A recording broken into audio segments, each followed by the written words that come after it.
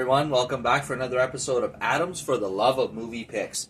This time around, we're going to be talking about the 2020 film Unhinged, starring Kurt Russell as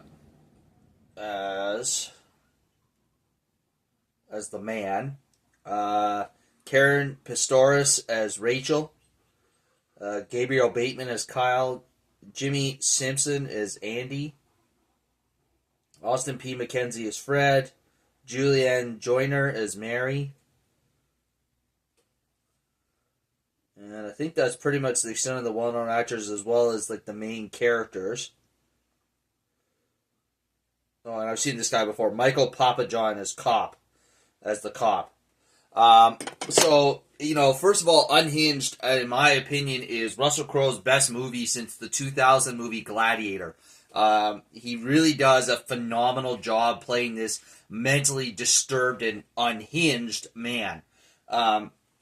So basically, before we get into exactly what Unhinged is about, it's loosely based off of things that are happening in America right now. There's more cars on the road than ever, which is leading to more road rage. That's loosely what this movie is based off of, is real-life incidents of road rage. Maybe not quite to the extent of this movie, but similar things that have happened.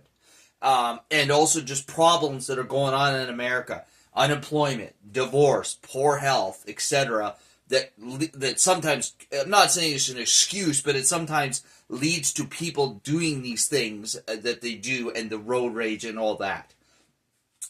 So basically, Unhinged is, a simple story about Karen Pistorius playing a mother named Rachel who's recently divorced, trying to raise her son as a single mom, living with her brother and his fiance. And one day, while taking Kyle to school, she encounters the man, who basically, I'm not going to give too much away in case you haven't seen it, but does some pretty evil things at the beginning of the movie, and is not in a good place right now, and he's kind of zoned out at a light, and Rachel honks at him. Not a nice light tap, get going kind of honk, just a full-on honk, like laying her hand right on the horn, and she does it a couple of times, and this pisses him off. Now, he gives her a chance to apologize when he pulls up beside her in traffic, but she refuses. She's kind of dealing with her own things right now, and she just kind of brushes him off as like, hey, get lost, buddy. Like, I don't have time for your crap. Get out of here.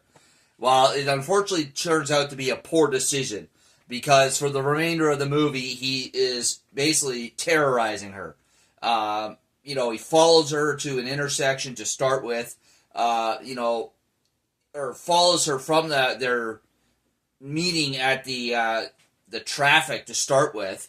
And then, basically, illegally pulls up beside her in traffic again, and then does a bunch of scary maneuvers, and she eventually thinks she loses him. But after dropping off Kyle at the gas station, she unfortunately runs into him again. And unbeknownst to her, when she was in the gas station, he actually went in her car and stole her cell phone. Now, let this be a twofold lesson to you. Number one, don't ever leave your cell phone in the car, especially if it's got a whole crap load of personal information on it. And number two, if you are going to do it, encrypt your passcode so that somebody can't easily access your phone, because he basically uses the phone against her, to find out all her personal information, who her family is, her friends are, and uses that to terrorize her throughout the movie. Let me just say, Unhinged, it's a simple storyline, but it's a edge of your seat thrill ride that grabs, basically right from the opening scene, grabs you and doesn't let go. Except from a little time in between the opening scene to when Rachel first encounters the man, where you're kind of learning about Rachel. It's the majority of the movie is him chasing after and terrorizing Rachel. And like I said, his job as this, man who's basically, suffered a psychotic break, like he is, like the movie says, unhinged, is probably the best portrayal of a mentally unstable man that I've seen since Matthew Fox played Picasso in Alex Cross. His portrayal of the man is just absolutely terrifying. I think, in a way, his character is more terrifying than Picasso's character, because his character represents the everyman that this could happen to anybody if they snap. if they reach their breaking point or meet their breaking point. Because he isn't every man. He's not an assassin. He's not a supervillain. He's not anything. He's just a man who is sick of life and had reached his breaking point. And unfortunately, decides to take out the majority of his rage and frustration out on Rachel.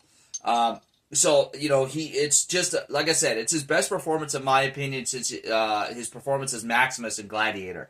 Like I said, if you've never seen Unhinged, check it out. You will definitely not be disappointed there, folks. It's a great movie. And as always, if you enjoyed the video, please click that thumbs up button, leave a like button, or click the like button. Feel free to leave a comment down below in the comment section. And as always, if you really enjoy my channel, please subscribe. I greatly appreciate it. All right, folks, that's all we have for you this week. We'll catch you next week for another episode. Take care.